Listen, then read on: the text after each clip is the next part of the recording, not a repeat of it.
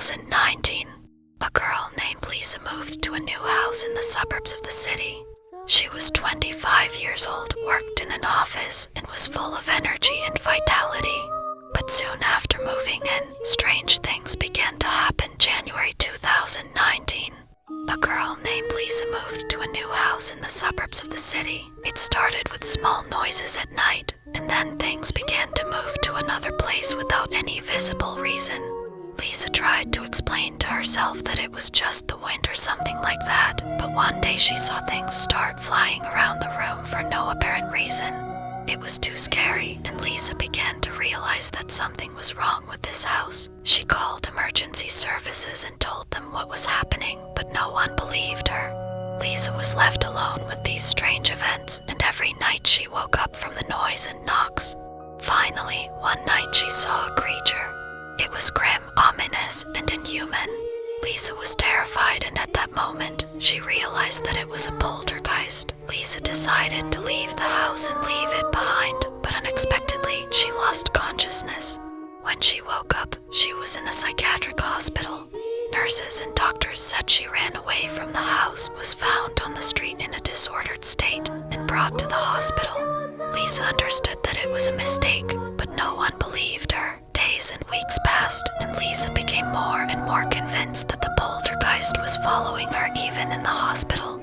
At night, she heard noises and screams, but when she tried to warn the staff, they didn't take her seriously. One night, when she was restrained in a straitjacket, the poltergeist infiltrated the psychiatric hospital and began its terrible terror.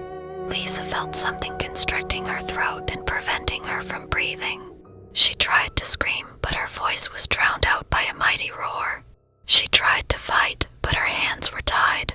The poltergeist was too strong and invincible. She felt her body rising in the air and then being thrown in different directions. Her head banged against the walls, and she felt sharp blows that hit her all over her body. When the poltergeist finally released her, she was severely bruised and barely breathing. She knew she couldn't stay in the hospital. She understood that the poltergeist wouldn't let her rest until she left this place. She was very afraid, but she needed to get out of here and return to her home. Lisa planned her escape for several days. She convinced herself that she could deal with her fear and survive. When night came, she waited until everyone fell asleep and then began her escape. She snuck into the nurse's room and took the keys to her restrained shirt. Then she walked down the corridor and found the door that led to the back exit. She was heavily breathing when the door opened, but she was free. When Lisa left the hospital, she saw the poltergeist. It was stronger than ever and ready to shatter her into pieces. She ran, but it chased her relentlessly. She kept running until she reached her home. Once Lisa entered her home, she locked the door and made sure all the windows were tightly shut. She knew the poltergeist wouldn't stop until it had destroyed her. The poltergeist had continued to terrorize Lisa in the psychiatric hospital. She felt it watching her, observing her every move as she was confined to her straitjacket.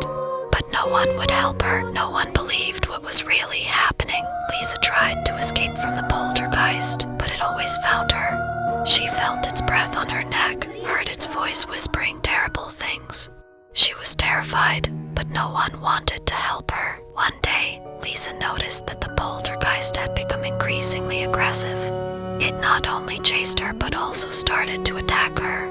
She felt its invisible hands gripping her throat, throwing her against the walls.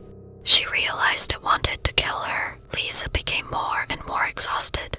She couldn't sleep, no one took her seriously, and no one believed her words about the poltergeist. But she continued to fight for her life, for her freedom. One night, on the eve of her 26th birthday, the poltergeist attacked Lisa for the last time. She was completely exhausted and no longer wanted to fight. She allowed it to take her life, and that night Lisa died. Lisa's body was discovered the next morning. The doctors said she died of a heart attack, but no one knew what really happened because her eyes were bloodshot and she had bitten off her own tongue. Her relatives, friends, and colleagues could not understand how this could have happened, but now Lisa is free from the poltergeist. Her soul has left her body and she no longer has to fight for her life. However, the terrorize other patients. Lisa may have died, but it is rumored that it still remains in the hospital.